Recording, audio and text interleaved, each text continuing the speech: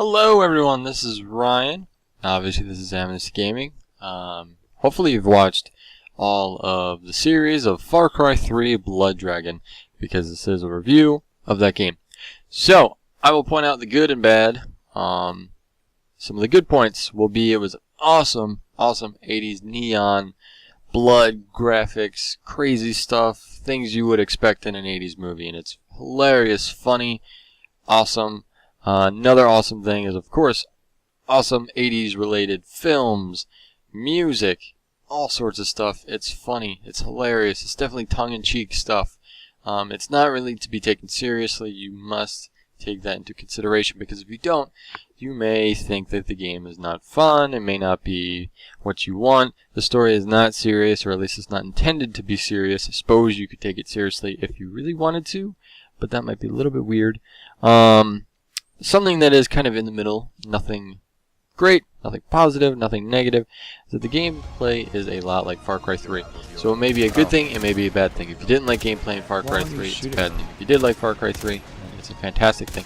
Unfortunately, one of the negatives here is that you don't have the like talent tree, I normally call it, that you would in Far Cry 3. Instead, you just have you level up, it gives you something, and then you keep leveling up, and then gives you more stuff and more stuff. And for me, while I played through the series, it took me about halfway and maybe a little bit further in the game to realize that, and I didn't really know what I had and what I didn't have. So it was a little bit confusing on that part, but it's nothing too serious. The difficulty wasn't really that hard. Not that it should be. Not that it should be too easy. I did feel as if it was a little bit too easy. I myself never played the whole entire Far Cry 3. I played some of it, played the beginning up until the middle or so, and I just kind of stopped and faded out. Never finished it. So I did know the basis, I did understand things like that. But I know for a fact if you did play Far Cry 3, all of it, and you did everything, this game probably will be way easy to you, because I played on medium, and it wasn't too difficult, which is, again, is not a bad thing. But I don't know, I felt like it was a little bit too easy. Maybe it was even too short. But it is a DLC, but the way I see it, normally DLCs only cost you about $5 or less for some extra content, whereas this cost you $15, which again isn't too bad, but it did feel somewhat of a short game for a DLC even, mainly because I paid $15 for it. But again, there is tons of extra content, which has good and bad.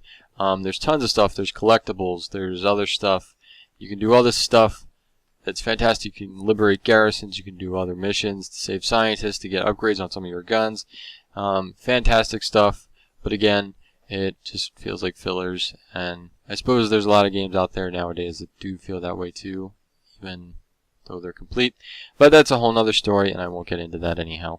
So, is it memorable? I would say that it is. If you love tongue-in-cheek humor, this is a hilarious game.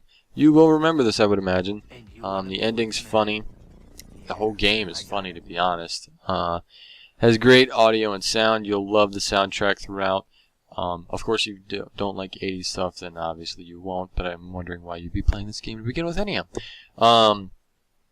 It's a great soundtrack, as I mentioned before. Throughout, you'll have to play. If you play on the PC, you're going to have to have you play with you as well. So you'll get some additional stuff through that as well.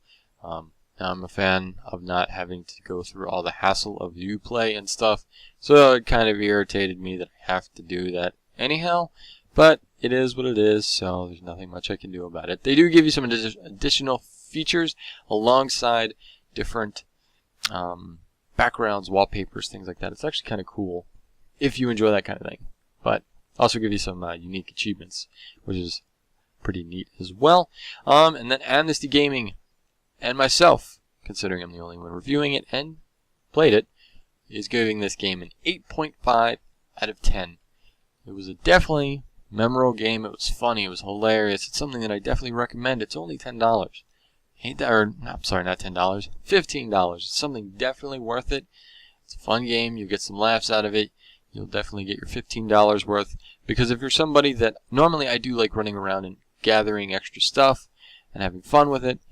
I didn't really do too much with this game, but if you are a person that does that, this game will last you, I'd say, I may be wrong on this, but probably 10 to 15 hours. It took me about, I'd say, 5 to 7 hours to do the main storyline, which is a fairly good amount of time. But again, I still feel as if it's a little bit short, considering the game was $15. I would expect maybe 10 hours, but then again, I could be wrong, because I mean, there are some games out there that are $60, and you only get, like, I don't know, 5 hours out of it, some of them. Kind of looking at Metal Gear Rising, or Revengeance. I think that's what it was. That game was really short. It was too short for the price that it was worth, although there was additional features, just like this one. There's additional features. It won't be long as Far Cry 3, but that's a given. So, just going to wrap it up here. Again, definitely buy it. If you're a Far Cry 3 fan, if you're even if you're not a Far Cry fan, if you're a fan of 80s cheesy stuff, this game is for you. That's going to do it. Please rate, subscribe, and comment. And check out our next series or prior series. Or if you haven't even seen the Far Cry Blood Dragon series, what are you waiting for? Go check it out. I'll see you guys later.